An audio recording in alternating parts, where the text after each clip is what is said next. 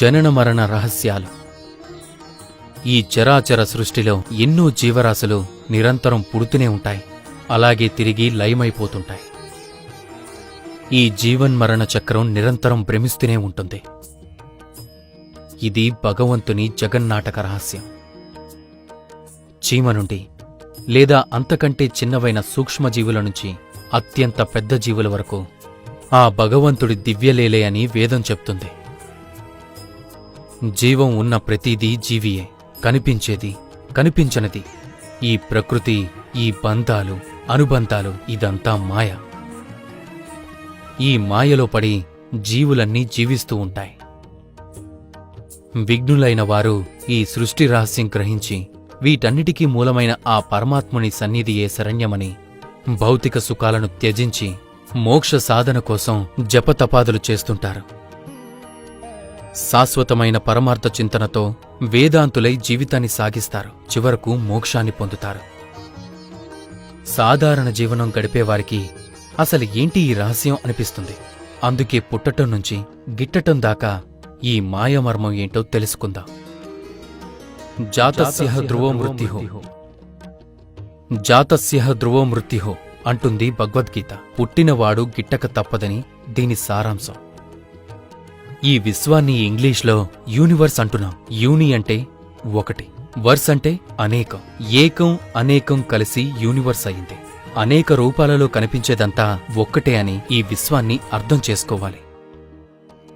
కాబట్టి ఈ బ్రహ్మాండానికి పిండాండానికి తేడా ఏమీ లేదు. మనం పిండాండం నుంచి వచ్చాం కాబట్టి దీని గురించి తెలుసుకుందాం. మనిషి శరీరంలో 72% నీరుంది.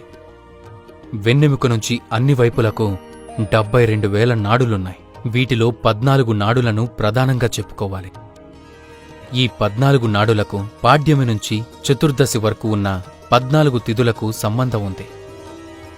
తిథి అంటే నక్షత్రంలో సగం. శుక్లపక్షంలో 14 తిథులు, కృష్ణపక్షంలో 14 తిథులు కలిపితే 28 నక్షత్రాలవుతాయి.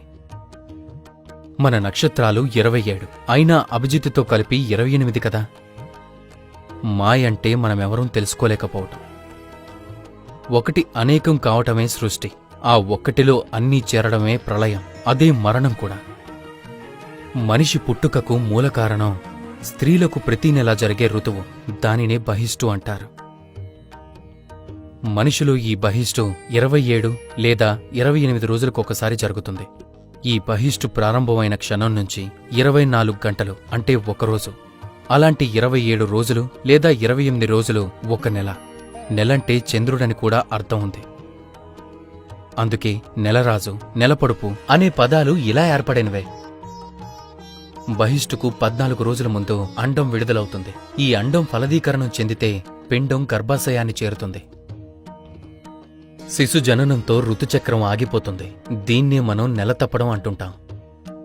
భగవంతుడు తన శరీరంలో 4వ వంతు భాగంతో సృష్టి చేశాడని పురుషాస్తకం అంటోంది. కాలచక్రానికి సూర్యుడే ఆధారం. సావన సంవత్సరం అంటే 360 రోజులు. ఇదే రాశిచక్రంలో 360 డిగ్రీలు. దీని ప్రకారం 360 రోజుల్లో 4వ వంతు 90 రోజులవుతుంది. ఈ 90 రోజులు పోగా 270 లేదా 280 అంటే 40 వారాలు రోజుల్లో శిశువు జన్మిస్తుంది. 120 నెలలను పరమాయువు అంటారు. దీని ఆధారంగానే సూర్య సిద్ధాంతం రూపొందింది. ఉత్తరాషాఢ, శ్రావణాల మధ్య అభిజిత్ నక్షత్రం ఉంటుంది.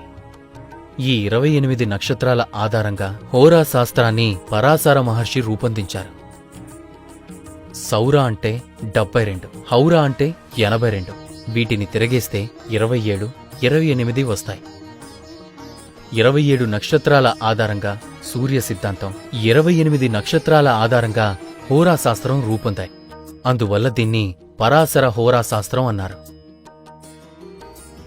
నక్షత్రమాన ప్రకారం 27.321 రోజులు ఒక నెల. అలాంటి 12 నెలలు ఒక సంవత్సరం. అలాంటి 120 సంవత్సరాలు మనిషి ఆయువు.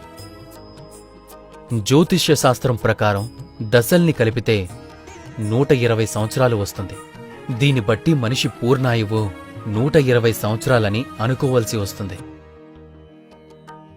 120 సంవత్సరాలు బతకాల్సిన మనిషి అందులో సగం కూడా బతకడం లేదు.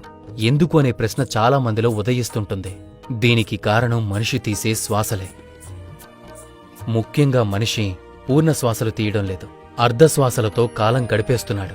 మనిషి నిమిషానికి తీసే శ్వాసలు 15, రోజుకి 1440 నిమిషాలు. 1440ని 15తో హెచ్చిస్తే 21,600 శ్వాసలు వస్తాయి.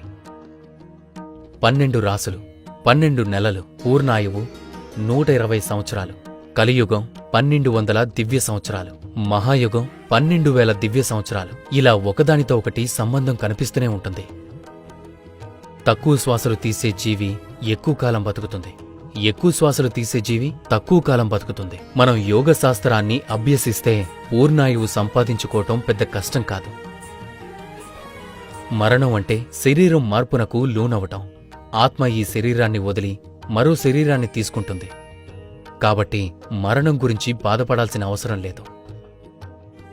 ఇక ఈ జన్మలో అనుభవిస్తున్న కర్మ ఫలితాల గురించంటారా? సత్కర్మ ఉన్నవారికి సరైన పరిహార క్రియలు తప్పనిసరిగా అందుబాటులోకొస్తాయి. ఆ సత్కర్మ బలం లేనివారు ఎక్కడెక్కడో తిరుగుతూ వేల రూపాల్ని పరిహార క్రియల పేరిట వదిలించుకుంటుంటారు.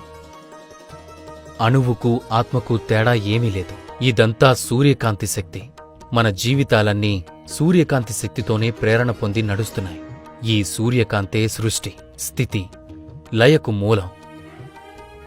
ఈ అనంత సూర్యశక్తిని సాధించి మనమే పూర్తిగా సూర్యకాంతిగా మారి అందులోనే లయం కావాలని గాయత్రి మంత్రం కూడా చెబుతుంది. ఇవన్నీ భారతీయ సంస్కృతిలో అంతర్భాగాలు. వేదాలు, ఇతిహాసములు, పురాణములు, స్మృతులు వీటి గురించి విస్తారంగా తెలుపుతున్నాయి. దేశ విదేశాల్లో పరిశోధకులు పరిశీలనలు చేసి అనుసరిస్తున్నారు. మన భారతీయ సంస్కృతిలో మన వేదం, పురాణ ఇతిహాసాలు అన్నీ భగవత్ సంకల్పాలు, యథార్థ విషయాలు. ప్రపంచ దేశాలన్నీ మన సంస్కృతి సాంప్రదాయాలకు చేతులెత్తి నమస్కరిస్తున్నాయి. శాస్త్రవేత్తలకు తెలియని అంతుచిక్కని ఎన్నో రహస్యాలు ఏనాడో మన ఋషులు మనకు అందించారు. ఈ పుణ్యభూమిలో పుట్టినందుకు గర్విద్దాం. దేశ ఖ్యాతిని అంతటా చాటుదాం. హరే కృష్ణ.